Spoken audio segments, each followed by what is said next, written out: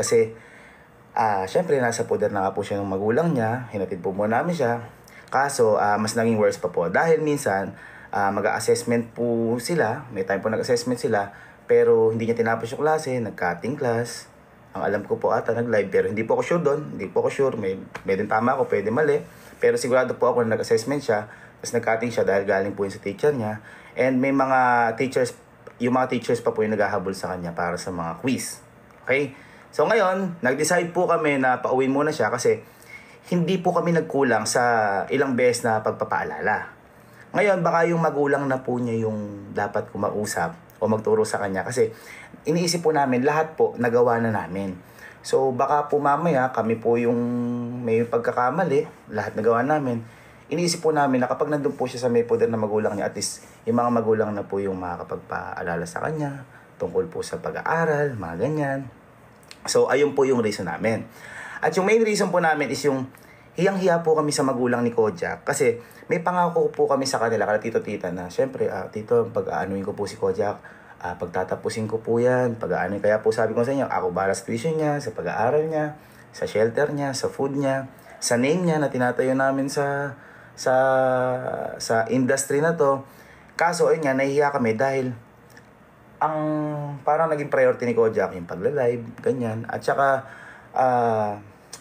nakakalungkot dahil hindi ko po nagawa yon as dating teacher. Hindi ko po siya, although hindi ko po talaga siya magagabayan na ihatid araw-araw, hatid pasok. Pero lahat po, ginawa po namin, lagi po namin siyang pinapaalalahanan na about po sa pag-aaral niya kasi sobrang laki po ng epekto po sa amin dito ng pag-aaral.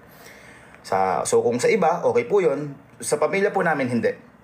Dahil isang malaking kayamanan po sa amin yung pag-aaral, kung makaka-apekto po yung pag-vlog o yung pagla-live niya tungkol sa pag-aaral niya, hindi po ako makakapayag. Kasi ayoko pong maging hadlang po kaming pamilya niya para sa pangarap niya, para sa pag-aaral niya. Yun po yung gusto naming iparating.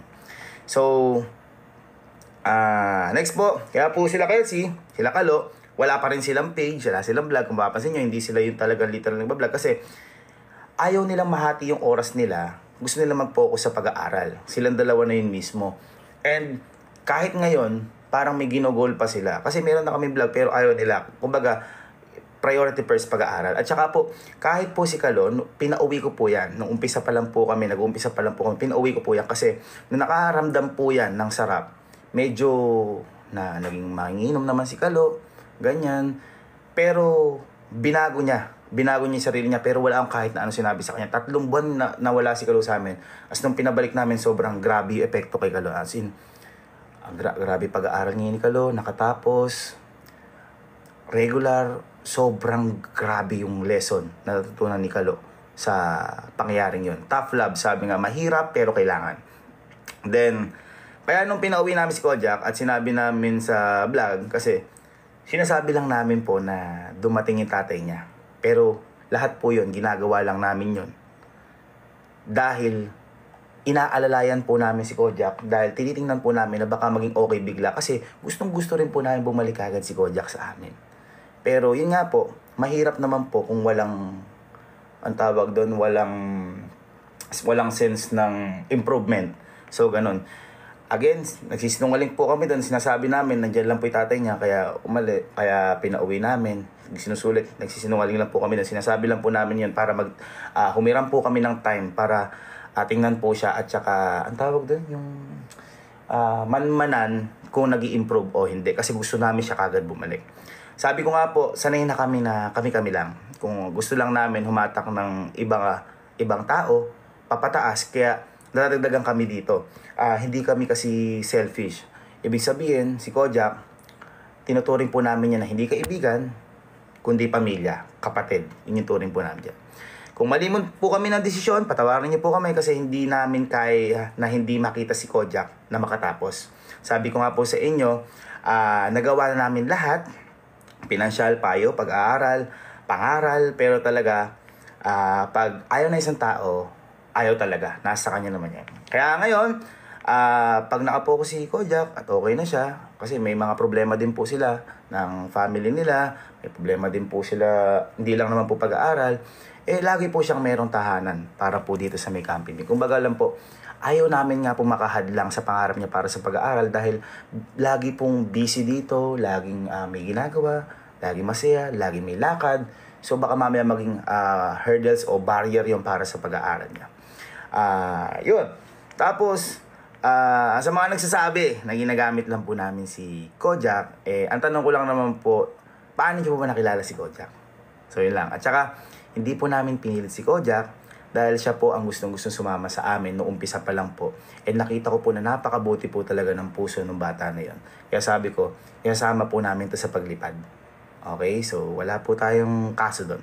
Kasi, lahat po ng kasama po dito, hinihila po namin pataas. At kahit hindi ko po kadugo, tinuturing ko po na pamilya. Sadyang mapanghusga lang po yung mga mababa ang level na pangunawa. Kaya wag po kayong maniniwala sa mga fake news kasi actually hindi ko na nga po kailangan mag-explain eh. Kumbaga natakot lang po ako ngayon dahil baka may lumabas na iba. Kawawa naman po si Kojak. Iba yung binabato nyo sa tao.